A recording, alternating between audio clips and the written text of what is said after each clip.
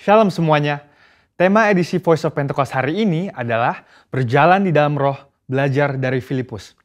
Kita akan melihat contoh dan ciri-ciri orang yang hidup di dalam roh dari kehidupan Filipus yang mengalami pertumbuhan rohani oleh karena ketaatan dan kesetiaannya dalam mengikuti firman serta tuntunan Roh Kudus. Ciri pertama orang yang hidup di dalam roh adalah mereka penuh dengan hikmat.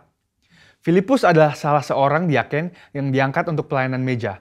Salah satu syarat yang dibutuhkan untuk posisi tersebut adalah kepenuhan Roh Kudus, yang artinya Filipus hidup dalam kepenuhan roh pada saat itu. Hal ini penting bagi orang percaya karena orang yang dipenuhi Roh Kudus akan menjadi orang yang efektif di dalam pelayanan sesuai dengan kebutuhan yang ada. Ketika hikmat diperlukan, maka Roh Kudus akan mengaruniakan. Ketika keberanian diperlukan, hal itu pun akan disediakan. Ketika kuasa kesembuhan atau mengusir roh jahat diperlukan, maka kuasa itu juga akan dinyatakan. Ketika kita penuh dengan hikmat, Roh Kudus akan menuntun dan membimbing kita sehingga apapun yang kita perbuat akan dibuatnya berhasil dan sesuai dengan rencananya. Ciri kedua orang yang hidup di dalam roh adalah mereka memberitakan Injil dengan kuasa. Setelah Stefanus dirajam oleh orang-orang di Yerusalem, aniaya yang lebih luas mulai terjadi di kalangan murid-murid Tuhan Yesus. Dan banyak dari mereka yang melarikan diri keluar Yerusalem, termasuk Filipus. Kisah Para Rasul 8 ayat 5 menceritakan bagaimana Filipus pergi ke suatu kota di Samaria untuk memberitakan Injil di sana. Saya percaya karena Filipus bergaul karib dengan Tuhan, dia terus merasakan dorongan dari Roh Kudus untuk memberitakan keselamatan bagi orang lain di setiap kesempatan yang ada. Hal tersebut merupakan karya Roh Kudus dalam hati orang percaya.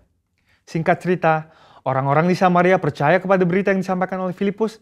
Mereka membuka hati dan Roh Kudus pun bekerja dan menjamah setiap orang yang mendengar hingga hati mereka berbalik kepada Tuhan. Dalam pemberitaan Injil itu, juga terjadi manifestasi kuasa Allah dengan kesembuhan dan kelepasan yang luar biasa. Banyak orang dilepaskan dari roh-roh jahat dan disembuhkan, termasuk yang lumpuh dan timpang. Kuasa Roh Kudus dinyatakan secara luar biasa. Hal ini menggenapi apa yang Tuhan Yesus katakan bahwa tanda-tanda heran dan mujizat akan terjadi di dalam pelayanan murid-murid Tuhan Yesus. Melalui kejadian ini, kita bisa melihat bahwa Filipus yang bergaul intim dengan Tuhan dipakai menjadi alat Tuhan yang efektif dalam membawa Injil keselamatan. Kuasa Tuhan sungguh dinyatakan bagi orang-orang yang bergaul intim dengan Roh Kudus. Ciri ketiga orang yang hidup di dalam roh adalah mereka mentaati Tuhan dengan segenap hati. Suatu hari ketika Filipus sedang di tengah pelayanan yang terus berkembang di Samaria, Tuhan mengutus satu malaikat untuk membawa pesan untuk dia. Kisah Para Rasul 8 ayat 26 berkata, "Kemudian berkatalah seorang malaikat Tuhan kepada Filipus. Katanya, bangunlah dan berangkatlah ke sebelah selatan, menurut jalan yang turun dari Yerusalem ke Gaza.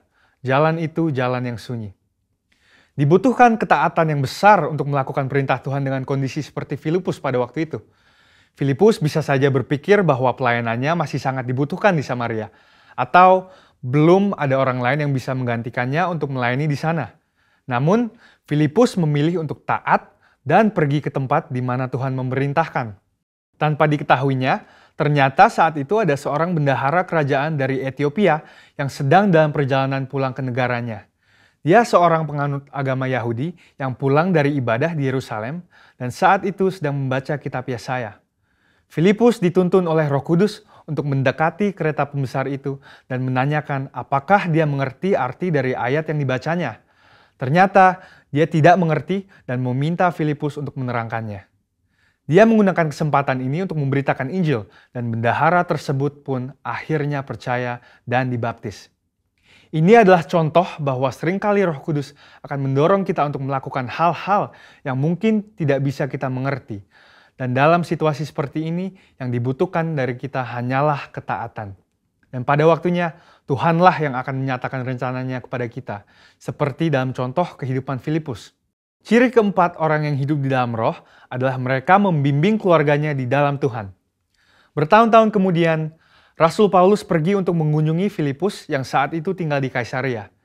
Kisah Para Rasul 21 ayat 8-9 menyebutkan bahwa dia mempunyai 4 anak yang mempunyai karunia untuk bernubuat. Mungkinkah kehidupan rohani dari anak-anak Filipus yang demikian timbul dari hubungan yang jauh dari Roh Kudus? Hal itu tidak mungkin. Anak-anak Filipus hidup intim dengan Tuhan dan mereka bertumbuh dalam kerohanian yang luar biasa. Mereka bertumbuh dalam aspek-aspek kerohanian yang lain seperti mengasihi Tuhan, hidup dalam kekudusan, dan pelayanan bagi gereja Tuhan dari bimbingan ayahnya yang hidup bergaul dengan Tuhan. Kesimpulannya adalah bahwa iman kita tidak akan berkembang dengan sehat jika kita tidak mengandalkan firman Tuhan dan Roh Kudus. Sebab kehidupan yang intim dengan Tuhan harus dibangun secara intensional dan harus disertai dengan disiplin rohani dan hati yang lembut sehingga orang lain pun bisa merasakan dampak dari kuasa Roh Kudus melalui kehidupan kita. Saudara, untuk penjelasan lebih lengkapnya dari tim teologi kami, jangan lupa buka link yang ada di atas atau scan QR code yang tersedia. Salam integritas, Tuhan Yesus memberkati.